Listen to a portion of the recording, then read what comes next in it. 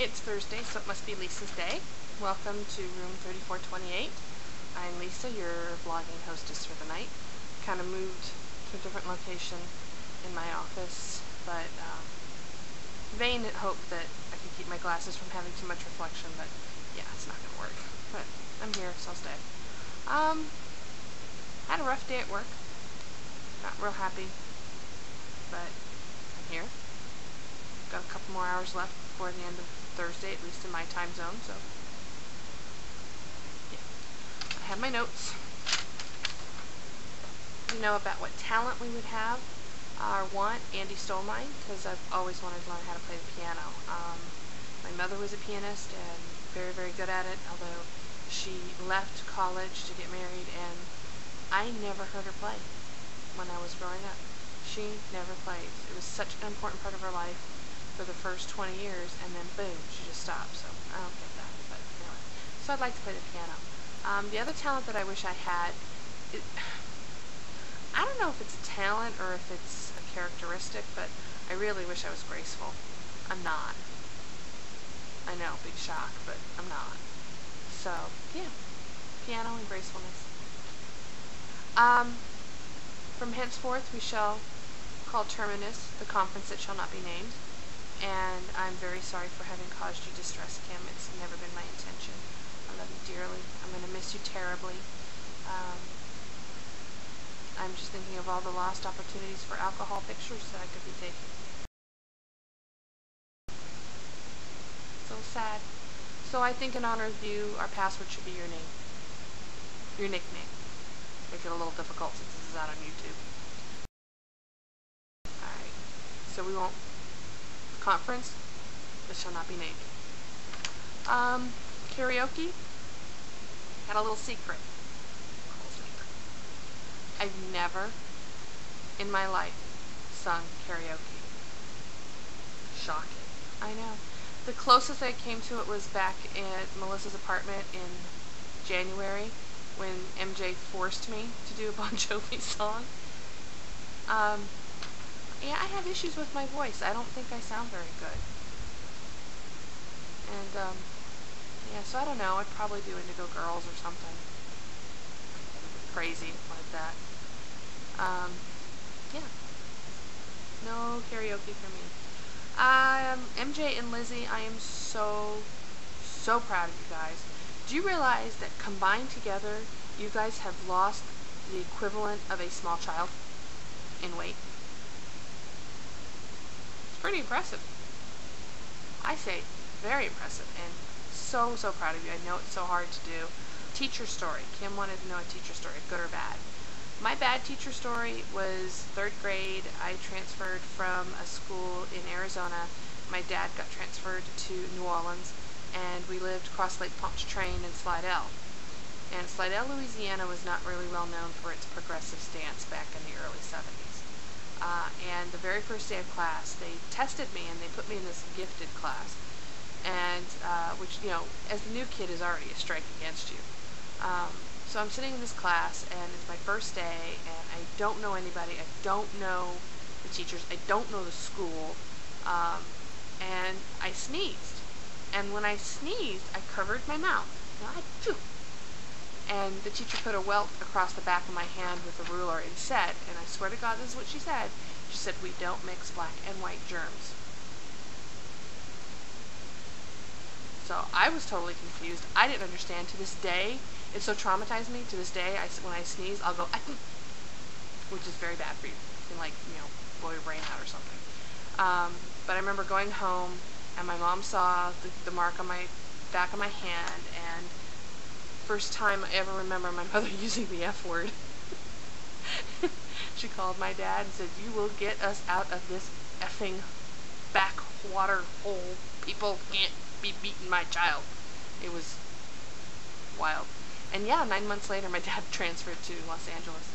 So, yeah. So that's my bad teacher story. My good teacher story, my 6th grade teacher, when we moved to Slidell, and then we moved to Los Angeles, and then we moved back to Yuma, Arizona. So you talk about culture shock. That was 3 different cultures in about a 3-year span of time, and it just, oh my God, if you can survive that, you can survive anything.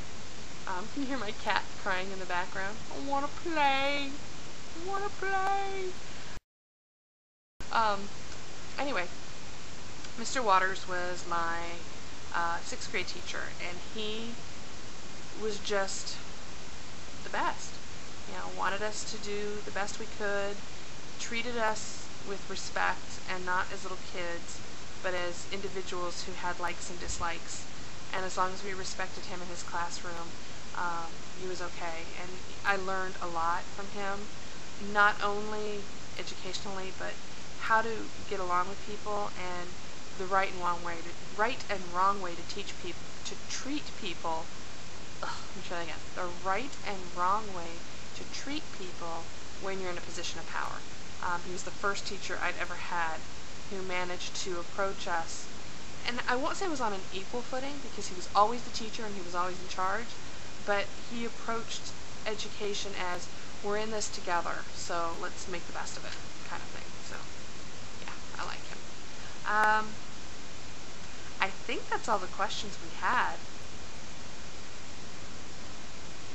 I booked my flight to Chicago for the conference that shall not be named. So happy. I'm also very happy I get to see Alex next Monday. I'm going to go see the Remus Lupins. They're playing at a church in Mesa, and I got to see Alex. So that's kind of fun. I found out yesterday I'm probably going to get to see Lizzie just a couple weeks after Terminus. My husband wants to go to the BMW homecoming in North Carolina, and he's going to drive his little car and visit his dad a couple days, and then I'm going to fly to Nashville and maybe have lunchage with Lizzie and Clancy. Well, that'll be fun. Andy, you passed your owls. I'm so happy for you. Yay! Yay! And I guess, we're kind of in the knee-deep in drama camp here. My kids end up in that on Saturday. They had their talent show last Friday night, and they both did amazing. Marley did I Can Hear the Bells from Hairspray. I can hear the bells, hear them ringing. And she was awesome.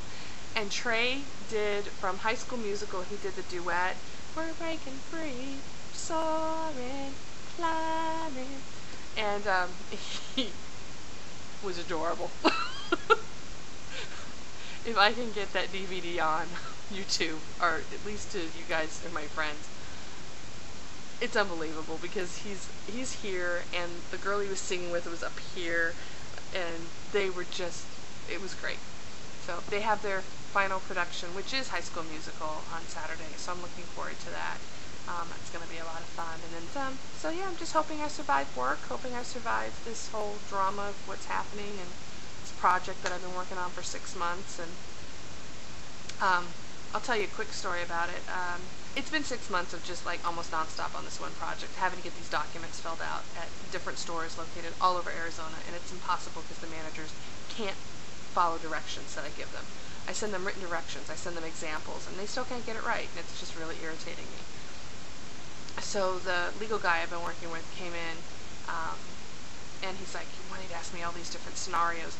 Well, what happens if this happens, and what happens if that happens? And I'm keeping up, and I'm being very professional, I'm being very good about it, and finally he kind of pushed me a little bit too far, because I'm sitting knee-deep in this crap, and he's just told me that he wants it done in 2 weeks, that he had told the people who own the company that it's going to be done in 2 weeks.